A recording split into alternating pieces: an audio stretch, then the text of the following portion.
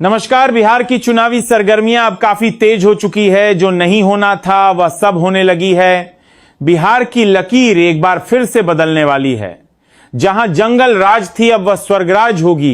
बिहारी के मसीहा आ चुका है। बिहारी कहना अब शर्म नहीं गर्व की बात होगी। नमस्कार, मैं रवीश कुमार सच्चे पत्रकारिता के साथ आपके सामने उपस्थित हूं। अभी तक हमारे इस चैनल रवीश कुमार एक्सप्लेन को सब्सक्राइब नहीं किए हैं तो अवश्य कर लीजिएगा। चलिए दोस्तों, एक नजर खबर पर डालते हैं। दोस्तों, इन दिनों अभी बिहार के चुनाव शुरू कब तय हैं होने में करीब 4 महीने की अंतराल समय बचा हुआ है कि अभी से ही चुनावी माहौल एकदम अपनी तेज रफ्तार पकड़ ली है। दोस्तों, हमारे बिहार में एक चीज हमेशा से देखा गया है, भले बिहार में कुछ हो या ना हो, लेकिन चुनाव में लोग बढ़ चढ़कर हिस्सा लेते हैं। दोस्तों, बिहार के चुनावी सियासी पलट चुका है। जो नेता यह आशा लगाए बैठे हुए थे कि वह मुख्यमंत्री बन जाएंगे, तो यह सोचना अब गलत साबित होगा, क्योंकि प्रशांत किशोर इकलौता शख्स है जो अब बिहार के राजनीतिक काया पलट दिए हैं। प्रशांत किशोर का हर एक लफ्ज जनता के बीच यह साबित कर रही है कि बिहार को बेहतर विकास उनके अलावा और कोई कर ही नहीं सकता है। दोस्तों, जब मैं प्रशांत किशोर जी से व्यक्तिगत बातचीत किया तो उन्होंने बताया कि मैं बिहार की मुख्यमंत्री बनने नहीं आया हूं, मैं बिहार को और बिहार के जनता को सही रास्ते दिखाने के लिए आया हूं। जनसूरज दल अब एक दल नहीं रहा है, अब यह एक राष्ट्रीय चिन्हित दल बन चुका है। प्रशांत किशोर का दावा है कि वह बिहार के 243 सीटों में से एक भी सीट को नहीं छोड़ेंगे। तेजस्वी यादव, सम्राट चौधरी और नीतीश कुमार यह सोच रहे थे कि चुनाव में हम ही विजय हासिल करेंगे, लेकिन एक अकेला प्रशांत किशोर अब सबका नींद हराम कर दिए हैं। प्रशांत किशोर दावा कर रहे हैं कि इस बार बिहार से जंगल राज को सफाई कर देंगे। बिहार को एक अपेकी में हम प्रशांत किशोर आजे की विकसित राज्य का दर्जा दिलाएंगे। बिहार में फैक्ट्रियां लगाएंगे ताकि बिहार के प्रवासी मजदूर को अन्य राज्य में रोजगार खोजने की जरूरत ना पड़े।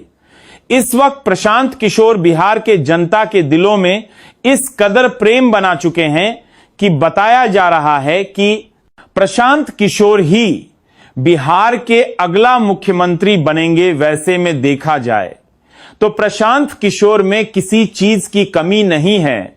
वह पूरी तरह से शिक्षित है। उन्हें देश और राज्य की जीडीपी के बारे में पूरी तरह से ज्ञान है, जिसके वजह से आशा जताया जा रहा है कि बिहार की भविष्य उन्हीं के हाथों में है। नीतीश कुमार की रातों की नींद उड़ चुकी है। तेजस्वी यादव के पिता उन्हें फटकार लगा रहे हैं। बिहार की राजनीतिक में इस कदर भूचाल आ गया है, जैसे अभी बिहार की नैया तैरती हुई प्रशांत किशोर के हाथों में जाती हुई नजर आ रही है। मैं किसी भी दल की पक्षपात तो नहीं करता हूं, लेकिन इस बार मैं जनसुराज प्रशांत किशोर की खुलकर सपोर्ट करना चाहूंगा, क्योंकि मुझे लगता है कि बिहार का तकदीर सिर्फ प्रशांत किशोर ही बदल सकते हैं। इस वक्त आपको बता दें, इंडिया गठबंधन मोदी जी बिहार में अपनी सरकार बनाने की पूरी ताकत लगा दिए हैं, जहां उनका समर्थन नीतीश कुमार और सम्राट चौधरी कर रहे हैं। आपको एक सच बता दूं, बिहार अब पहले जैसे नहीं रहा। बिहार अब मजदूरों का फैक्ट्री बन चुका है। हर घर से 1 या 2, 4 लोग दूसरे राज्य के फैक्ट्री में काम करते हुए आपको मिल जाएंगे। इसीलिए न कहते हैं कि प्रशांत किशोर ही एक ऐसा इकलौता शख्स है जो बिहार की गरीबी को दूर कर सकता है। दोस्तों, आप लोगों को बता दूं, बिहार का चुनाव नवंबर महीने में होने वाला है। यह चुनाव 243 सीटों पर होगी। किसी भी पार्टी को जीतने के लिए 122 सीटों को हासिल करना जरूरी होगा। चुनाव में प्रत्याशी के तौर पर राजद से तेजस्वी यादव, बीजेपी से नीतीश कुमार और सम्राट चौधरी, तो वहीं जन स्वराज की तरफ से प्रशांत किशोर होंगे।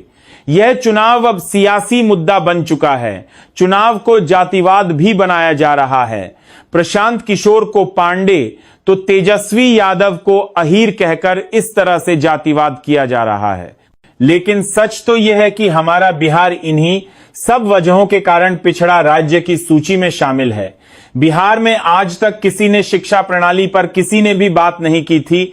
वहीं जब बात बिहार की तरक्की को लेकर आती है तो अधिकतर लोग मजदूर की सूची में आने लगते हैं। साफ तौर पर कहा जाए तो बिहार से जातिवाद को हटाकर साफ सुथरा से चुनाव कराया जाए तो एक अच्छे मुख्यमंत्री की खोज हो सकती है, उसी के द्वारा बिहार का विकास हो सकता है। आज तक 20 साल से किसी ने भी बिहार की स्कूल एवं शिक्षा व्यवस्था पर बात नहीं कही, लेकिन प्रशांत किशोर इन सभी मुद्दों को समाज के बीच उठाया है, सबको उजागर किया है, बिहार के समस्या को सबके समक्ष प्रस्तुत किए हैं, बिहारी मजदूर पलायन को रोकने की बात कही है। क्या किसी भी नेता या विधायक इस मुद्दे पर चर्चा किया था?